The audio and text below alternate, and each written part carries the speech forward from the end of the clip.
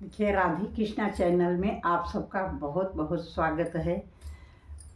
अगहन महीना 13 नवंबर से शुरू हो गया है। तो इस महीने में ज़रूर आप लोग एक उपाय अवश्य करें कि इसमें ब्रह्म मुहूर्त में गंगा स्नान, नदी स्नान का महत्व है। इस महीने में नदी स्नान करना बहुत ही अच्छा माना जाता है और दान पुण्य करना, विष्णु भगवान का लक्ष्मी सहित पूजा करने से विशेष फल की प्राप्ति होती है। अगहन महीना में शंख पूजा अवश्य करना चाहिए। विष्णु भगवान जी की पूजा करना, तुलसी की मंजरी अगर हो गई है तो तुलसी के मंजरी का माला बना करके विष्णु जी को पहनाने से असीम कृपा की प्राप्ति होती है। जो भी अगहन महीना में गीता का अध्ययन करता है, गीता का पाठ करता है और गोपी गीत अगर रोज़ शाम के समय या सुबह प्रातः अगर गोपी गीत का पाठ करता है, उसे श्री कृष्ण जी अवश्य दर्शन देते हैं, निश्चित ही दर्शन देते हैं। तो हमें शुभ कर्म करना है, क्योंकि जब हम उस लोक में जाए तो हमें अच्छा, जैसे कि इस बात से यूँ ही समझिए कि हम लोग कहीं अगर यात्रा पर जाते हैं तो उसकी तैयारी हमको करना पड़ता है। तैयारी नहीं करेंगे तो हमको रास्ते में बहुत सारा तकलीफ़, बहुत सारा कष्ट झेलना पड़ेगा। जैसे कि एक राज्य था और उसमें ऐसा नियम था कि जो भी राजा बनेगा उसको 5 साल के बाद उसे घोर जंगल में छोड़ दिया जाएगा। और घोर जंगल में जहाँ शेर, बाघ, भालू सब रहते हैं वहाँ छोड़ दिया जाएगा और उसे शेर, बाघ, भालू खा जाएंगे। इस तरह से वहाँ का नियम था। तो सब कोई डरता था कि 5 साल के बाद तो मेरा नंबर आएगा। जो भी मेन गेट के फाटक पर दिखे उसी को पकड़ करके राजा बना दिया जाता था। ये नियम था। तो एक बार इसी तरह से चलता रहा क्रम। एक बार एक संत उस नगर में पधारे तो संत महात्मा सबको चिंतित देख करके पूछते हैं, क्या बात है यहाँ, ऐसे क्यों कोई लोग यहाँ हर्षोल्लास से नहीं है।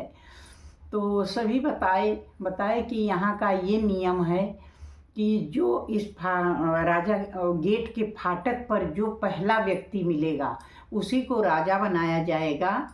और राजा का ये नियम है कि 5 साल ही वो राज्य करेगा, उसके बाद उसे नदी पार करा के घोर जंगल में छोड़ दिया जाएगा और उसे जंगली जानवर खा जाते हैं। तो सबका इसी से डर बना रहता है, कोई राजा नहीं बनना चाहता है। तो संत बोले कि ठीक है, मैं राजा बन जाता हूँ, हमें बना दिया जाए। तो जब वो राजा को जंगल में छोड़ के दूसरे दिन नियम के अनुसार फाटक पर वही संत महात्मा दिखे।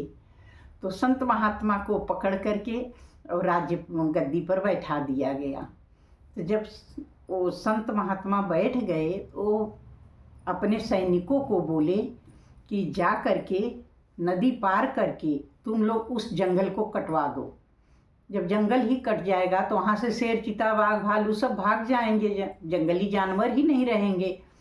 तो उसे कटवा दिए। 2 साल लगा, जंगल कट के पूरा अच्छा तैयार हो गया, सारे जानवर भाग गए। फिर 2 साल लगा, वहाँ बोले सैनिकों को आर्डर दिए कि जाके वहाँ नगर बसाओ, अच्छे अच्छे मकान बनवाओ, शॉपिंग दुकान सब कुछ खोलो वहाँ पर। तो इस तरह से 2 साल लगे वहाँ नगर बसने में।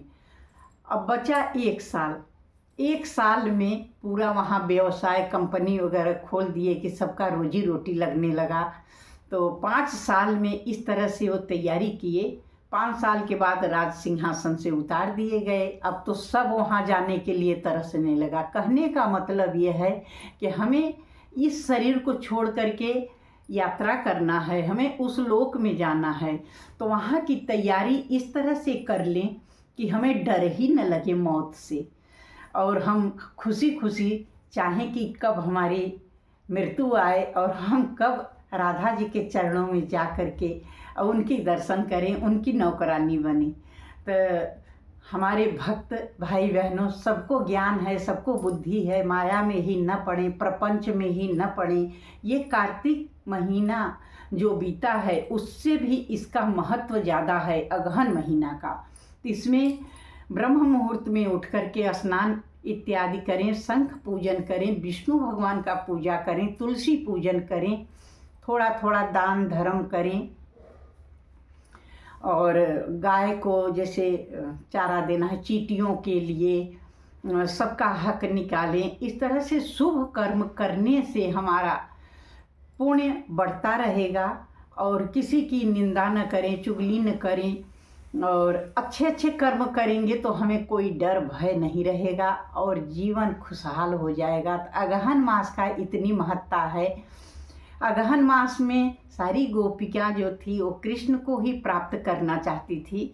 यमुना में ब्रह्म मुहूर्त में स्नान करके कात्यायनी माता जी का पूजन की थी, जिससे कि श्री कृष्ण जी उन्हें साक्षात पति रूप में प्राप्त हुए थे। तो इस तरह का कर्म अवश्य करना चाहिए। देखिए, इस महीने में श्रीमद् भागवत गीता का पाठ करें। इसी अगहन महीने में ही श्री कृष्ण गीता का जो 18 अध्याय है वो अर्जुन को उपदेश किए थे। ये महीना पहला महीना माना जाता है। संत लोग इसमें आनंद पूर्वक अपने समाधि में जाते हैं। पूजा पाठ करने का ये महीना है, बहुत पवित्र महीना है। इस महीना को यूं ही एक दिन भी न जाने दें। इसमें पूरा भक्ति भाव से श्रीमद् भागवत गीता का पाठ करें। गोपी गीत अगर रोज पाठ कर लेते हैं या सुनते हैं तो इससे निश्चित ही कृष्ण भगवान दर्शन देते हैं। तो ये सब शुभ कर्म करें। जय श्री राधे राधे। अगर ये जानकारी आप लोगों को अच्छी लगी हो तो ज़रूर लाइक शेयर करें और नए हो तो सब्सक्राइब करना ना भूलें। जय श्री राधे राधे।